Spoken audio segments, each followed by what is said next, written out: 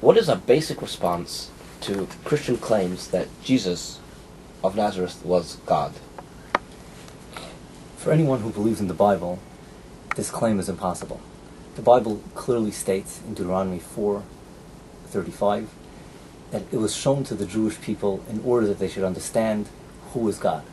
The Jewish people were given a clear and full explanation by God himself to the nation who God is. Jesus wasn't there, so he cannot be God.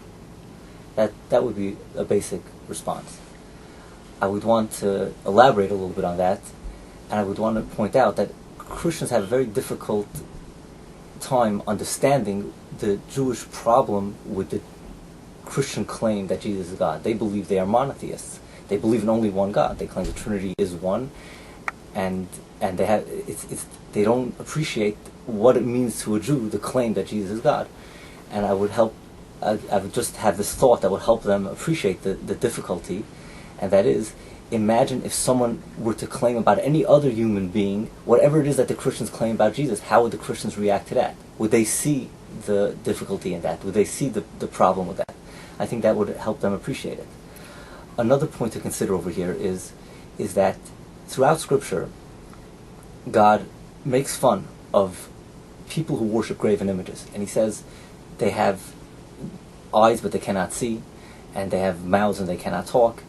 And the question is, how does this deal with people who worship a living being, like the many people who worship animals, or who have eyes and could see? And how would it affect that type of argument? And most people who worship, in fact all people who worshipped idols, statues, would claim they're not worshipping the statue itself, they're worshipping the spirit behind the statue. And how does this affect them? How does this argument relate to them? And the answer is, imagine if someone were to worship fire. That would be their god. What would they use to represent the fire? So they could use many different representations of the fire. They could put up a candle, they could put an orange color, but one thing they would never use to represent the fire is a bowl of water.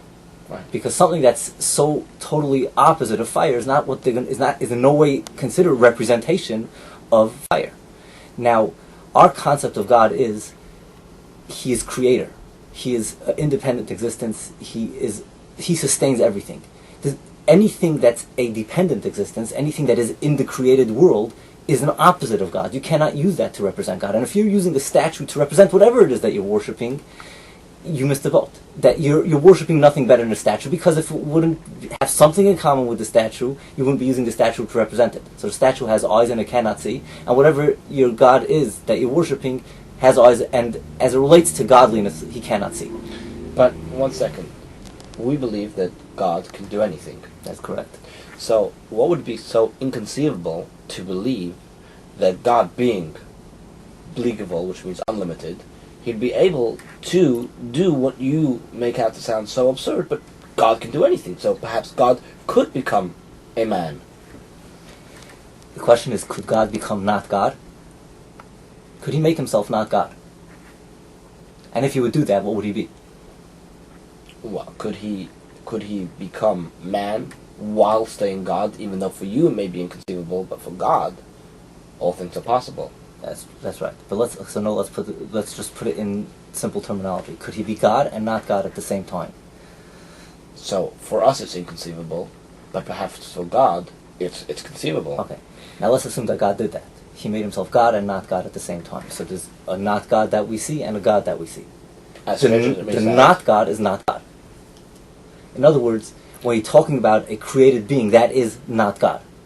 So what you mean to say is that the only way you'd be able to have God become man is by blurring the definition of what man is and what God is. Exactly.